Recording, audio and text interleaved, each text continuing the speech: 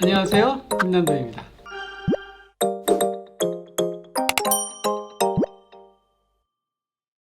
지금까지 마켓컬리를 중심으로 유통업의 변화에 관한 이야기를 하고 있는데요.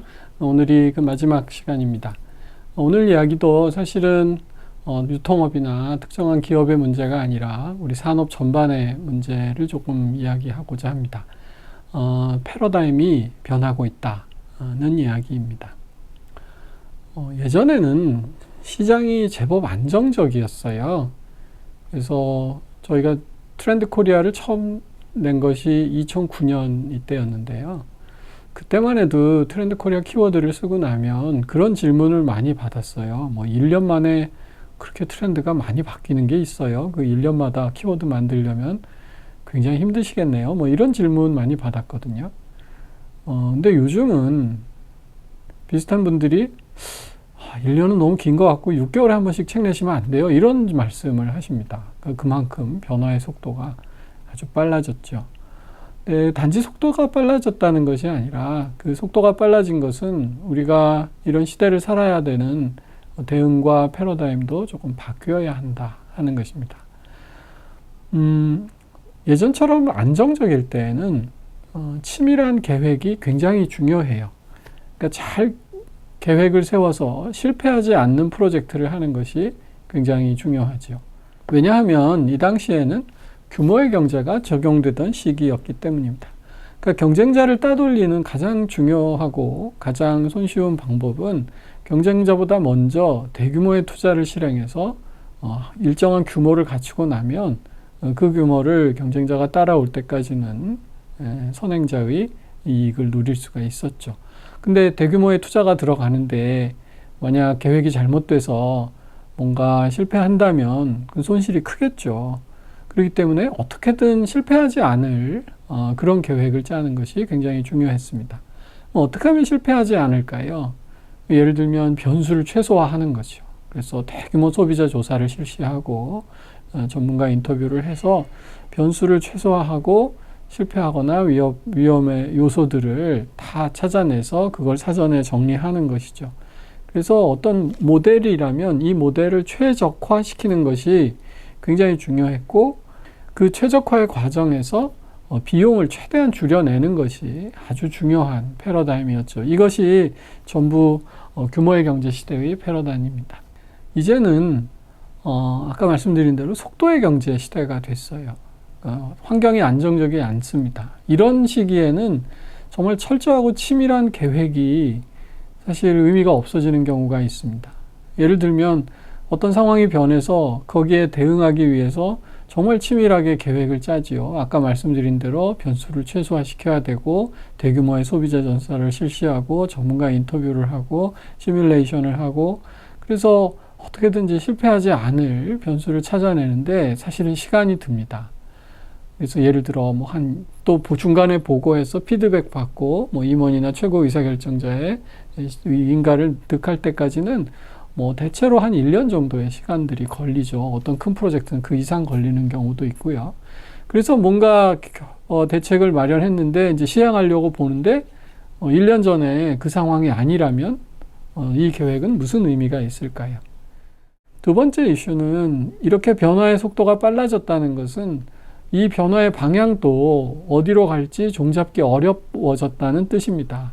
아무리 똑똑한 사람들이 모여서 발생 가능한 변수들을 전부 체크하고 그것을 그 위험을 최소화할 수 있는 계획을 짠다 할지라도 이제 현대는 도저히 상상하지 못한 기술적인 변화, 경제적인 변화들이 일어나게 되는 것이죠.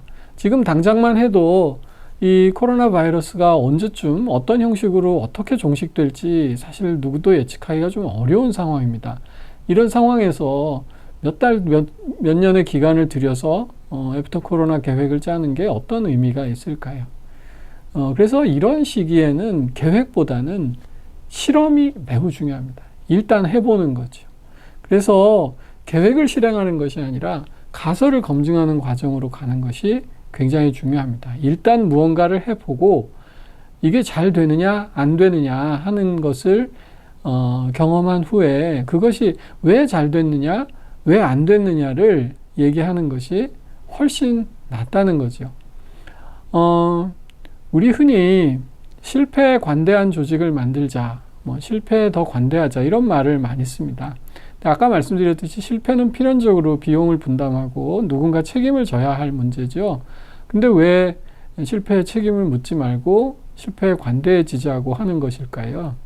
이런 변화가 뒤에 있기 때문입니다. 이것이 왜 실패했는가 하는 것을 정확히 이해하는 것이 아주 중요합니다. 이건 실패뿐만이 아닙니다. 성공을 했더라도 우리가 흔히 운이 좋아서 성공한 것도 자기 실력 때문에 성공했다고 믿는 경향이 있지요. 근데 그 실력이 아니었고 운 중에서도 어떤 요소가 작용했는지를 정확히 이해해야 그 다음에 레슨을 받을 수 있다는 것입니다. 저희가 트렌드 코리아 2021에서 이 애프터 코로나를 살아남는 가장 중요한 방법은 피버팅 하는 것이다 라는 말씀을 드렸는데, 피버팅, 즉 사업 방향을 조금씩 전환해 나가기 위해서는 이 실패와 성공으로부터 그 이유를 찾아내고 거기서 학습하고 그 학습된 내용을 다시 적용해서 피벗할 수 있는 그런 굉장히 역동적인 과정이 중요해졌다는 거죠.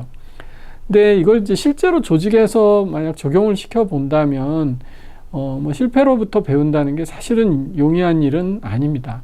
예를 들어 이제 어떤 제품이 별로 성공적이지 않았을 때 모여서 우리 한번 왜 실패했는지 그 원인을 찾아봅시다 이렇게 얘기하면 예를 들면 마케팅 부서는 영업 부서를 탓합니다. 마케팅은 좋았는데 잘 못 팔았다. 영업 부서는 기획 부서를 탓합니다. 야, 좋은 제품이 나와야 팔지. 기획부서는 마케팅 부서를 다시 뭐라고 합니다. 야, 우리 제품이 얼마나 좋았는데 너희들이 마케팅을 이상하게 해서 그렇다. 이러다 보면 서로 실패의 책임을 다른 부서에, 다른 임원에게 떠넘기는 논쟁이 될 수밖에 없는 거죠. 그러니까 사실 실패로부터 배운다는 것이 말은 굉장히 쉬운데 실제 조직의 상황에서 조직 문화가 받쳐주지 못하는 경우가 되게 많아요. 그러니까 어떤 조직 문화가 필요할까요? 공동의 목표를 가지고 서로 신뢰하고 서로의 허심탄회하게 이야기할 수 있는 그런 조직 문화가 굉장히 중요한 거죠. 사실 조직 문화가 바뀌려면 저는 최고 경영자의 의지가 중요하다 이런 말씀 하시는데 사실 훨씬 더 중요한 요소가 있다고 생각합니다. 소위 KPI의 변화입니다. KPI는 Key Performance Index의 준말입니다. 그러니까 그 사람을 업무 평가하고 재임, 승진, 연임을 시킬 때 어떤 기준으로 시키냐는 거죠. 대체로 많은 조직들이 매출 기준으로 합니다. 그러니까 실패하면 매출에서 타격을 입으니 그 사람이 승진할 리가 없고, 그렇게 되면 실패로서 배운다는 게 굉장히 공허한 얘기가 되는 거죠. 우리 흔히 조직의 장은 언론 인터뷰를 통해서 우리는 상생하는 회사가 되겠다 이제 그런 말씀들 많이 하시는데, 실제로 그 회사하고 일하는 분들은 상생은커녕 너무 업무하기 어렵다 이런 말씀 하는 경우 많거든요. 왜 그럴까요? 말씀은 상생하겠다고 했지만 실제로 담당 임원을 인사하는 KPI는 상생이 아니라 실적에 있었기 때문인 거겠죠. 그래서 어떤 KPI가 적용되느냐 하는 것은 굉장히 중요한 문제입니다. 제가 마켓컬리가 정말 그 VOC로부터 또 실패로부터 배우려는 경향이 굉장히 강하구나 하는 걸 언제 느꼈냐면 그런 말씀을 하시더라고요. 저희는 KPI를 제품의 매출로 보지 않고 VOC를 저감하고 줄이고 또 VOC로부터 얼마나 제도를 개선하고 있는지 그 역량을 평가합니다. 이렇게 말씀하시더라고요. 그렇다면 그건 진짜인 거지요. 그래서 다시 처음으로 돌아가면 이제 이 속도의 시대에 신속하게 실행해보고 거기서 가설을 검증하고 거기서 학습이 이루어지려면 그에 맞는 KPI가 성립돼야 되고 그 KPI에 따라서 조직의 문화도 함께 바뀌어 가야 한다는 것이죠. 그래서 단지 비용을 줄이는 것이 아니라 기회를 찾아내는 것이 굉장히 중요합니다. 우리 벤처 투자하는 분들 보면 10군데 투자하면 모든 회사에서 10%씩 이윤을 내서 10%의 투자 수익률을 거두지 않습니다. 대체로 한 9군데는 다 망하고요. 한 군데가 한 100배의 대박을 내가지고 거기서 투자 수익을 내는 거거든요. 현대 사업이 그렇습니다. 그러니까 어떻게든 비용을 줄이고 크게 망하지 않으려고 하다 보면 다 비슷비슷하고 이 혁명적인 변화의 기회를 누구도 잡지 못한다. 그러니까 이런 새로운 변화의 기회를 잡으려면 비용이 아니라 근데 비용을 뭐 무조건 많이 써서 망하자는 뜻은 아니죠. 그러니까 작게 시도해보고, 잘 되지 않으면 바로 신속하게 접고 또 다른 새로운 시도를 하고 하는 것이 훨씬 중요한, 패러다임이 됐다 하는 것입니다. 그게 진정한 파괴적인 혁신이다 하는 것입니다. 그래서 일단, 마켓 컬릿은 퀵하게 이 말을 되게 좋아하시더라고요. 빨리 시도해보고, 안 되면 바꾸고, 잘 되면 키운다 하는 것이죠. 그래서 최근에 이제 각광받는 것이 소위 A/B 테스트입니다. A/B 테스트는 개발자들이 현상을 A로 놓고 약간 바꿔본 버전을 B라고 했을 때, 이 B 테스트를 일부 소수의 유저들한테만 해보는 거죠. 그랬을 때 A 상황보다, 기존의 상황보다 뭐 클릭이라든지 구매 전환이라든지 이런 것들이 얼마나 더 나오나 하는 것을 계속 본다는 거죠.